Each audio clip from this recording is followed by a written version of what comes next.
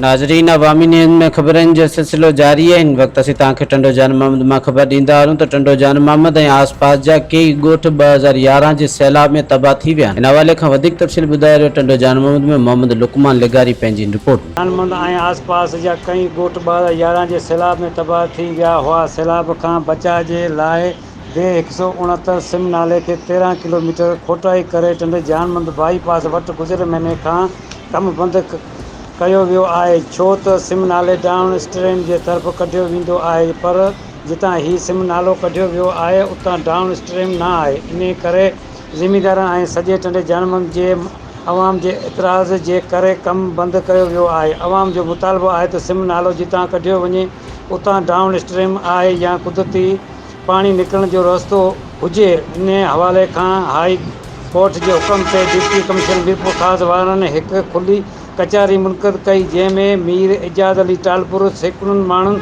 जा दस्तख़त वठी ऐं आचम पेश कई ऐं मीर ख़ुदाबख़्श टालपुर साबिक़ा चेयरमैन टंडो जान मोहम्मद तालुका सदर PP हिन स्कीम जे नामुमकिन थियण जी वजह मोहम्मद कल जी जी हे तव्हांजी हिते घर आहिनि बनी आहे हीअं न? साईं, ही बनी है, ॿार आहिनि, सभु कुझु आहे। हीअ सिम जो जेको मसइलो आहे, असां हर साल ॿोड़े छॾे हेल भई सफ़ाई कोन थी थिए, असां वरी बि चेट कोन थींदी असांजी, असीं वरी बि मस जे घर में वेठा आहियूं। वरी बरसाति जो इहो मौसम अची वियो हलियो, हीअ हालत लॻी पई आहे, घर अञा ॿधल ई कोन आहिनि।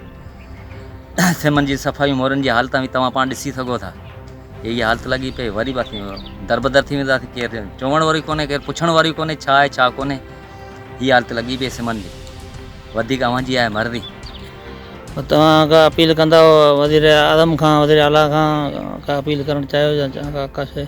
उहा चाहियूं इहो त असांखे माना सफ़ाई खपे, माना हेठि छोड़ आई कोन्हे, हितां जेको पाणी टुटे थो असांजी बनियूं ॿोड़ियो छॾे, घर ॿोड़ियो छॾे, घर किरियो वञनि, केरु धाणी थाई आई कोन्हे असांजी।